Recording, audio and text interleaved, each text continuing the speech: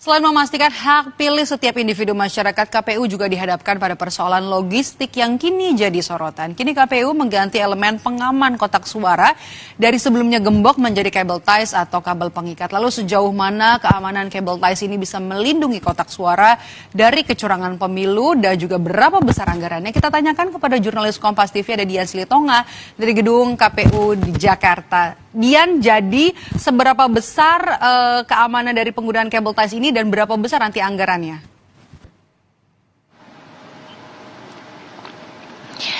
Ya, Maidop, soal keamanan ini KPU menjamin bahwa nanti meskipun keamanan kotak suara diganti dari yang biasanya menggunakan gembok beralih ke kabel ties atau kabel pengikat, KPU memastikan bahwa nantinya meski menggunakan kabel pengikat ini akan tetap aman kotak suara karena KPU mendesain kabel pengikat ini akan didesain dengan tulisan timbul begitu ya. Jadi ada logo khusus di mana kabel ties ini nantinya hanya akan bisa diakses oleh orang-orang tertentu saja, yakni pengurus KPU pusat. Jadi tidak bisa diotak-atik oleh sembarang orang maupun juga petugas KPU di daerah begitu ya, petugas TPS di kota dan juga kabupaten. Itu klaim dari KPU. Tapi tentu saja penggunaan kabel pengikat yang materialnya tidak lebih kuat dibandingkan gembok ini menimbulkan kekhawatiran apakah nantinya kotak suara akan bisa aman atau terhindar dari tindak kecurangan maupun juga manipulasi suara.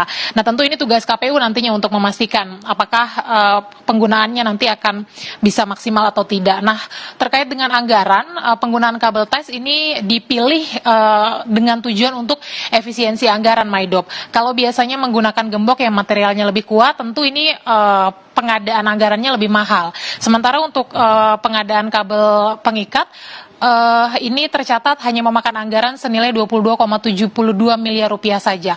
Apakah signifikan kemudian menghemat anggaran? Jawabannya ya.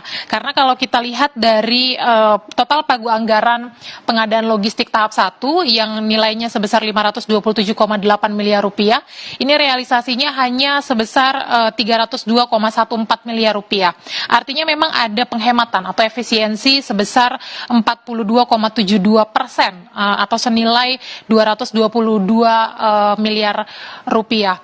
Nah, pengadaan logistik tahap 1 ini untuk diketahui sudah mulai dilakukan Maidop sejak tanggal 23 September yang lalu nanti sampai 21 November mendatang, dan memang periodenya ini akan berlangsung selama 60 hari, dan dalam periode ini akan mendistribusikan dan juga memproduksi logistik berupa kotak suara, bilik suara, kabel pengikat, tinta, dan juga segel. Nah, nantinya akan dilanjut ke tahap 2 yang akan berlangsung mulai pada tanggal 15 November hingga 14 Januari mendatang dengan memproduksi dan juga mendistribusikan logistik berupa sampul suara, formulir, alat bantu tunanetra, cetak DJT, calon anggota legislatif maupun juga capres dan cawapres, dan periodenya sama, ini akan berlangsung selama 60 hari ke depan.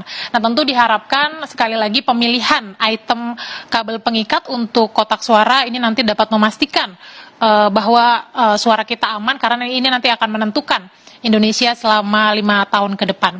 Jadi ya kita nantikan nanti bagaimana proses pemilu yang juga memang prosesnya sudah dimulai sejak beberapa waktu yang lalu hingga nanti puncaknya pada 14 Februari 2024 mendatang. Maidop.